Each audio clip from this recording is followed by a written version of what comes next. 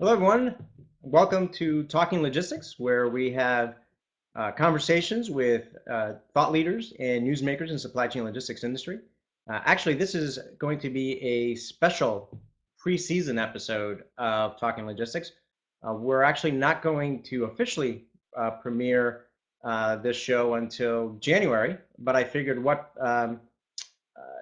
better way to kind of kick off than to do a special episode. Number one, for me to get kind of accustomed and used to this new platform, as well as for everyone attending today to kind of acclimate themselves to this great video technology, and be able to work out some of the kinks and learning curve that's going to come with this. But the idea is, once we do launch, is for us to have engaging conversations with supply chain logistics executives from leading manufacturing and retail companies, professors from leading universities, executives from 3PL companies and technology companies, authors, and others in the supply chain logistics community.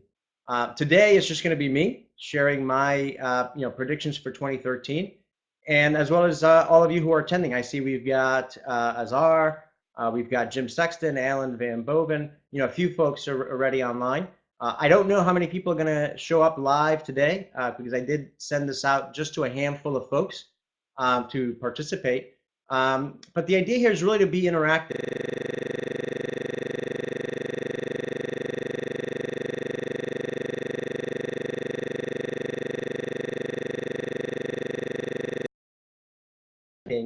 And provide your questions as well.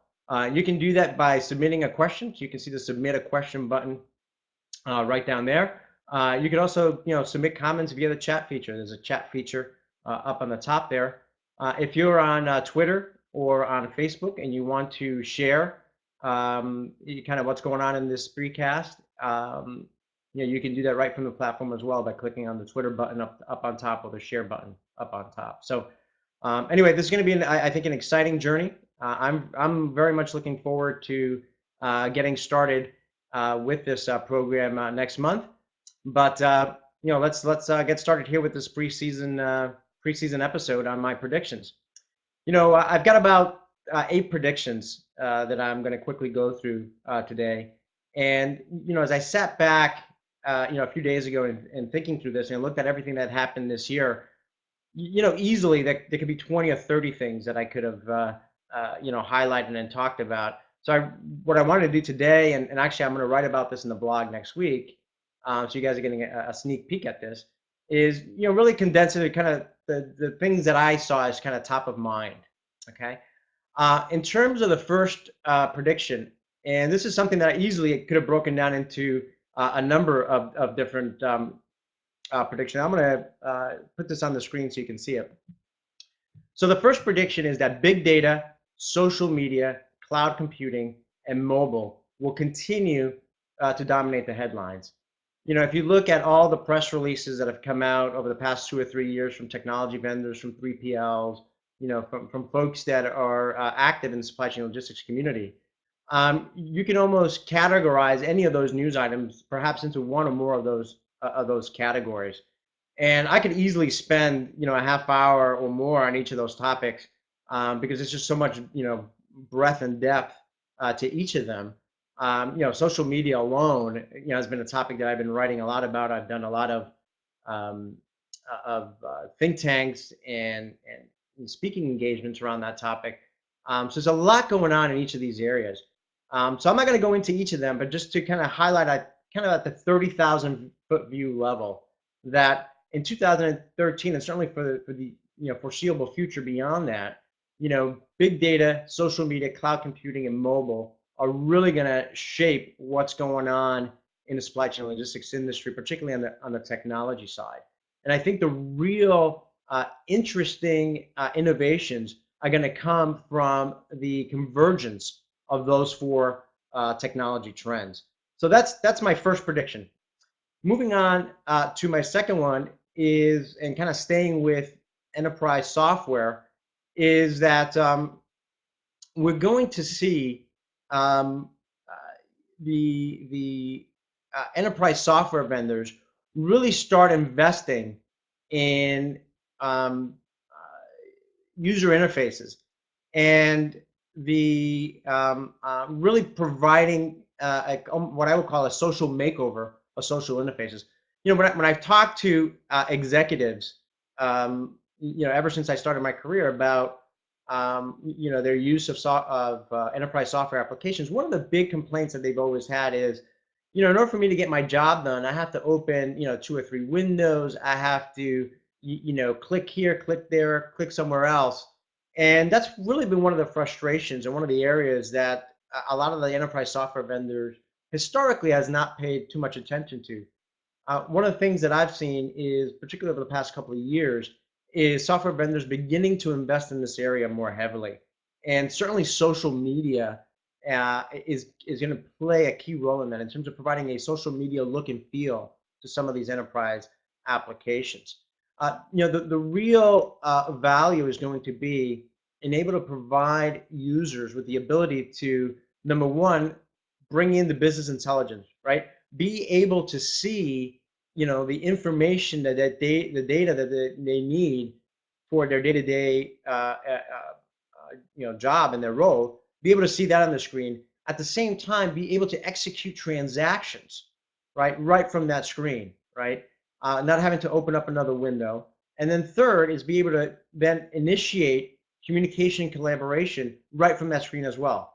So if you think about this, is to be able to see, for example, what loads are going to, if you're a transportation manager, what loads are uncovered right now.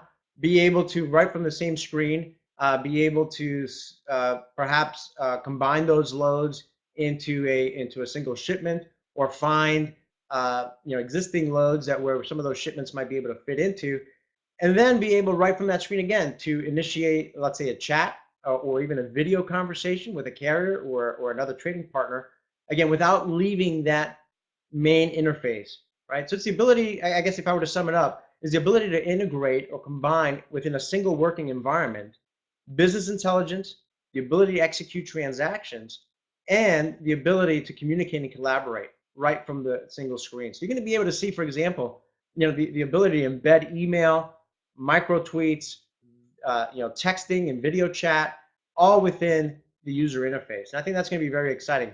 Is that going to happen in 2013? Not all of it, but we're going to continue to see, that kind of development take place, in the years ahead.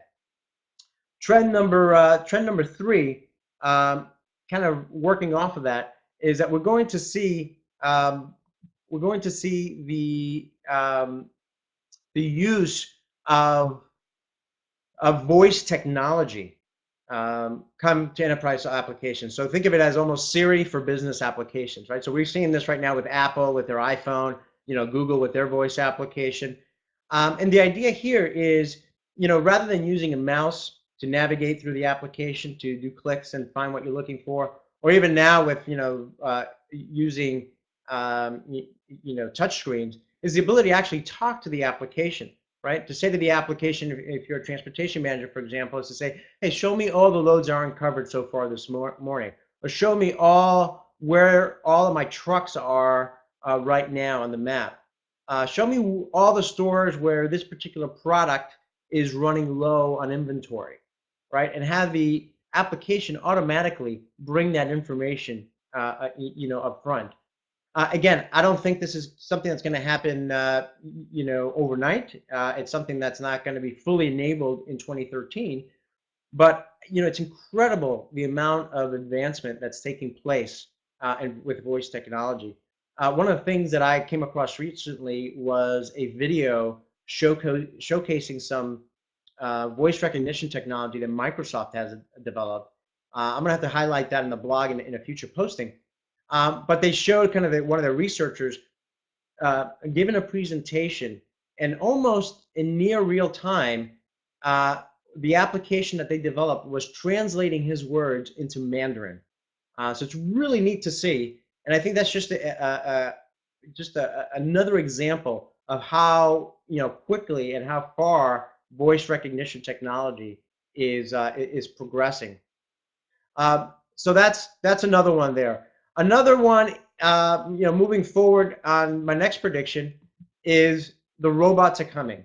Um, perhaps one of the biggest stories of this year was Amazon, acquiring Kiva, and we certainly wrote a lot about that on the blog this year in terms of what that meant, what that means for Amazon, what that means for the supply chain logistics community in general, and certainly there are other solutions like that coming to market, kind of looking at the role of automation and kind of new automations technologies in the warehouse level, but even beyond warehousing. um, you can see automation and robotics coming into other parts. So if you look at, for example, Google with their driverless cars, that is an area that continues to evolve. California passing legislation allowing for driverless cars on their roads. Just last week, Volvo announced some key initiatives around investments that they're making around driverless vehicles. Same thing with BMW and other automotive companies. So there's a lot of activity taking place on the transportation side where there's even automation there. I remember a couple of years ago, I wrote a posting where I kind of half tongue in cheek joked that trucking companies were going to start hiring, robots to be drivers, and how that could potentially be a solution to the driver shortage problem. 2 years ago, that might have seemed a little bit, science fiction or out of the realm of possibility. Fast forward to today and everything going on there with robots and driverless cars, it's not so far fetched anymore. And I think, again, this is not something that's going to happen overnight. There's a lot of issues with driverless vehicles, and not only with the technology, but with liability and legislation and things like that. But I think that over the years we're going to continue to see advancements in that area with potential applicability to the and using that type of technology to fulfill orders, to deliver product to consumers or to distribution centers or to stores. Um, we're even seeing robot technology coming down to the store level. One of the postings I did this year highlighted some robotic technology that was developed at Carnegie Mellon University, and how they're using that at the campus store there, where they have a robot that's roaming the store campus there with vision technologies to be able to look at shelves and see where inventory is low or missing. So if you think about this, even at the store level, at the warehousing level, again, a lot of exciting things going on there. So again, the robots are coming.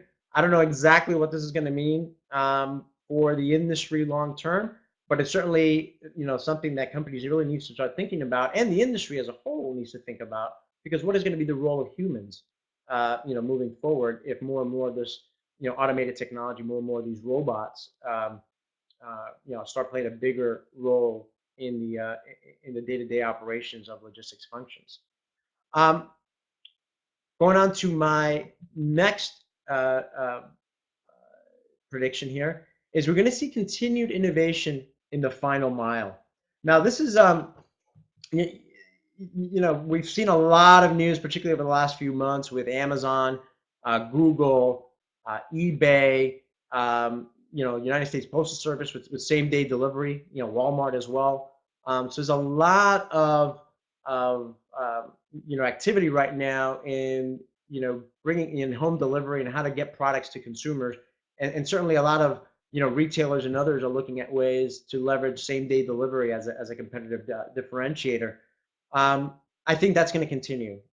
We're going to see companies look for ways to innovate that final mile. Same day delivery is one. The use of delivery lockers or other ways, other drop points that might be available for consumers and others to pick up product. Um, One of the interesting things that's involved in all of this is that you're going to see the increased importance of parcel carriers and even couriers as part of the transportation modes that manufacturers and retailers use. I mean, right now a lot of companies don't use couriers. It's not part of a TMS system, for example, a transportation management system. As you get into these, as final mile delivery becomes more and more important, and I see couriers becoming more important, and even folks with their own private cars, providing services to deliver product to consumers. either using their cars or even using public transportation, that's going to, require some innovation not only in business models but in the way technology is going to be able to embed these, emerging modes, if you will, as part of the technology, as part of the day-to-day operation. So, um, I think a lot of innovation is going to be taking place there over the next few years, and this is really an opportunity for 3PLs. I mean, 3PLs have particularly those that have their own assets, to play a big part in this, to come to the table with some solutions, some technology, and some ingenuity in terms of how to help manufacturers and retailers, kind of change the game with final mile delivery. Um, so I think that is kind of an interesting area that is going to be deserving to keep an eye on over the next few years. Talking about 3PLs, this brings me to my next, prediction. We're going to continue to see the blurring of the lines between 3PLs, technology providers, and consultants. I mean, if you are in the market, for a transportation management system, for example, they're the usual suspects that you can go to, right? The software providers. But you know what? There are 3PLs out there that have developed their own TMS solutions that are offering to clients, to prospects, as a software as a service solution. So 3PLs have become technology providers. If you look at some of the technology providers, they're coming at it from the opposite direction. Some of them have started to introduce managed services as part of their offerings, right? So not just provide the technology, but to also provide the human IP and the talent to manage some of those operations on behalf of their clients. And certainly consultants are doing the same thing, where they're providing technology as well as managed services. So, these days, if you are a manufacturer, if you're a retailer, and you're looking for any kind of solution that really combines a combination of technology, consulting, and some level of outsourcing, the field out there is much broader today than it was a few years ago. And really, the types of companies that are providing those services is much more diverse today. And we're seeing that happening more and more. I predict we're going to see more of that taking place. One of the things I wrote about recently in the blog was how even carriers, trucking companies, and brokers are looking to move up the value curve and become 3PLs themselves. Start providing managed services, start providing technology solutions. Again, there's a lot of risk there, a lot of unknowns there, but I think one of the things I've been seeing over the past few years is there is certainly a desire by carriers and brokers to kind of move up that value curve. And again, these are going to be folks that are going to be providing this kind of broader set of services, particularly to the small and mid-sized shipper market that has been traditionally underserved by some of the bigger players out there. Moving on to my seventh and second to last prediction is the increased use of alternative fuel vehicles. And this is this whole area of sustainability and green. To me, it kind of goes in ebbs and flows. There was a lot of hype and buzz about it a few years ago. Then with the economy kind of going downhill in 2008, cap and trade kind of being put in the back burner. There was less focus on it. But really, where I've seen a lot of activity, particularly over the last couple of years, has been with service providers as well as shippers really starting to experiment and do pilots with alternative fuel vehicles, whether they're natural gas vehicles, electric cars, hybrid. So we've seen Ryder, UPS, FedEx get involved with this. Staples, AT&T, Sunny Delight, just to name a few kind of shippers that have been involved. And again, when I talk to a lot of the leading executives, one of the questions that they have is, who's been using alternative fuel vehicles? What are the different options? What are the pros and cons of natural gas versus hybrid versus electric? What are they best suited for? Some companies and 3PLs are kind of using them in high density city urban areas and seeing how they work there. So again, there's the technology there continues to evolve, and we foresee that more and more 3PLs, more and more shippers will continue to work on this and experiment with these types of vehicles down the road. Now let me get to my last prediction here. And certainly I'm going to just remind you that if you've got questions, I noticed that some of you have posted some comments. I'm going to take a look at that after I finish here. But if you've got some questions, submit a question or just post a comment over on the chat, and I'll address them after I wrap up with my last prediction here. So my last prediction is about a topic that certainly I've written a lot about in the blog over the past year. It's something that's at top of mind for a lot of logistics executives, and that is talent shortage. A lot of companies are having a tough time finding supply chain logistics professionals that have the kind of the skills and background experience that they're looking for. The good news is that it's a recognized problem, and that there's already some action and activity taking place in this area. Um, one of the things we're going to see is we're going to see more partnerships between companies and universities. Just this week on the blog, I wrote about TNT Express and the fact that they launched what they called Go Academy. Other companies have done similar types of things where they partner with local universities to put together programs that are tailored to the needs of their particular company and industry, to help train and develop talent specific to their needs. So again, a lot of innovation taking place there with those types of partnerships.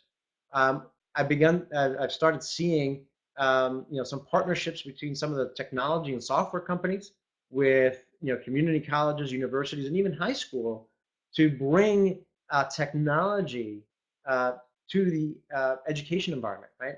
So one of the things that and I know a lot of employers, a lot of logistics executives say is, "Gosh, it would be great if how most people when they enter the workforce, they already are familiar with Microsoft Office tools.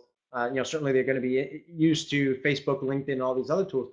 Gosh, it would be great if they could come into the workplace with already some familiarity of how to use a transportation management system or warehouse management system or demand planning or forecasting system." And so certainly we're seeing, I'm seeing a lot of partnerships taking place where some of the leading enterprise software vendors are partnering up again with academic institutions to provide access to students with these applications, so they can kind of learn how to use them and get some experience, how these applications work, what their value is, before they enter the workforce. So we'll continue to see, some of that moving forward. So again, those were my 8 predictions for 2013. It's not a comprehensive list by any means. I'm going to be writing about it and expanding about it a little bit more on the blog next week. But let me see. So certainly, before we wrap up here, I just want to see if there's any comments here, any questions that people have. I see Alan just posted a comment here. Adrian, thanks for the preview. Regarding big data, do you know of any case study examples of innovative use of big data by transportation service providers or shippers for transportation? Can you comment on examples? Great question. I think a couple of things about big data, and I wrote about this recently. Number one is, the two areas that I think are a real focus for companies is predictive analytics. So it's not only being able to leverage big data to see what's happening right now and today, but in order to be able to leverage data to try to predict what's going to happen, a week from now, a month from now, a few quarters from now, right? And then be able to adjust and move in that direction accordingly. Secondly, and this is an area that a lot of folks still haven't been able to wrap their heads around, but we're beginning to see some examples, and I'm certainly a big proponent of, and that is, applying big data to network level data, right? So what I mean by that is not only look at the data that you're gathering as a company and applying analytics and optimization to that, but there's an opportunity for folks that have network level data, and certainly software as a service providers, where they've got multiple manufacturers, retailers, carriers, and other trading partners, where data from all these parties are flowing through a central hub, right? So they've got access to, a broader set of data and a broader perspective of what's happening in an ecosystem. You can say the same thing for 3PLs, where they're looking across their customers, and they have all that data flowing through a central system. Is the ability to do network level optimization, network level analysis, and be able to gain insights from that. So some of the examples that we're seeing this with some of the software as a service providers and some 3PLs, is they're beginning to leverage some of that network level data for benchmarking purposes, right? To be able to provide a market rate, um, uh, or at least give folks that are, in the transportation realm, for example, an external data point to compare their rates to their on-time performance to, and so on and so forth. And I think that's just scratching the surface. Um, I think as this technology continues to develop, and as 3PL, software as a service providers, and others that have these network level offerings begin to look at their data from that kind of perspective, I think we're going to see some very interesting things going on there. Um, let's see. Stephanie, can you provide a summary sheet of the 8 predictions or a landing page? Stephanie, I'm gonna be writing about this on the blog next week. So next Wednesday, when I do my blog posting, I'm gonna comment on these 8 predictions. Anyway, I would appreciate your feedback. We're coming up on the half-hour mark here. I don't know if any of you have any additional questions. If you do, certainly put it via the chat or submit a question. But hopefully you found this of value. Hopefully this was a good introduction to the platform and give you a good sense of what's in store next month when we formally launch this. And like I said, when we launch this next month, it's not just going to be me. For most of the episodes, it's not just going to be me. I'm actually going to have a featured guest where we're going to be talking about a current trend or a topic that's of interest to the community. And it's another great opportunity for everyone who joins us to be able to ask questions and engage in the participation. And that's really my main objective with launching Talking Logistics, is really to provide a platform via Spreecast here for the community to really participate in the conversation. So I want to thank you all for participating today. I welcome your feedback in terms of what you thought about it, in terms of the platform. Certainly, if you've got any ideas for guests that we should that you'd like to see on the program, that you'd like me to interview, that you would like to ask questions to, you can send me an email at adrian@talkinglogistics.com. Again, adrian@talkinglogistics.com. And again, thank you all for joining, and I look forward to seeing you all in a future episode of Talking Logistics. Happy holidays, and look forward to seeing you next month. Thank you very much.